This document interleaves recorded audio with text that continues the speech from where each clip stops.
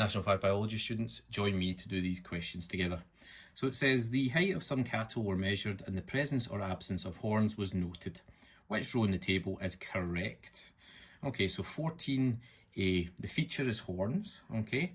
So the horns has either presence or absence, okay? So it's two distinct groups. So that's going to be discrete variation, okay? Not continuous for the horns. Next one, height. Height is continuous. Well, it says height. We do know that height is continuous, okay? Because there's a wide range of values from a minimum to a maximum.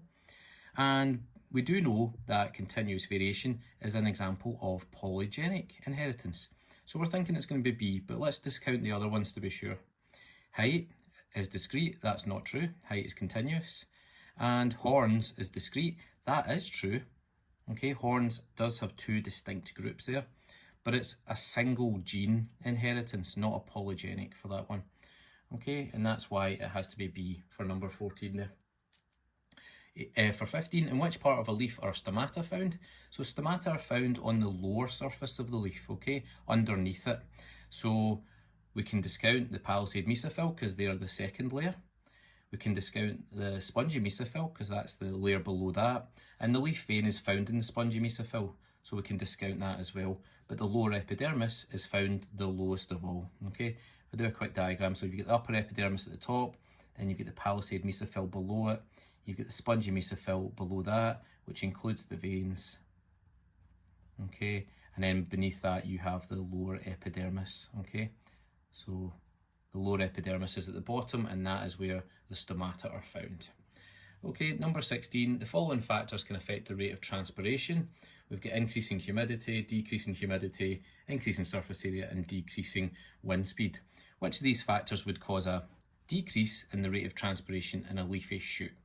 Okay, so we know that when we increase humidity, that is equal to a decrease in transpiration. Okay, so increasing humidity is going to be one of our answers. Decreasing humidity, well, that's going to have the opposite effect. It's going to increase transpiration, so we know it's not going to be that one. For surface area, when we increase the surface area, that is equal to an increase in transpiration. Okay, so therefore we know that it's not going to be that one either. And decreasing wind speed, well, if we increase wind speed, that is equal to an increase in transpiration as well.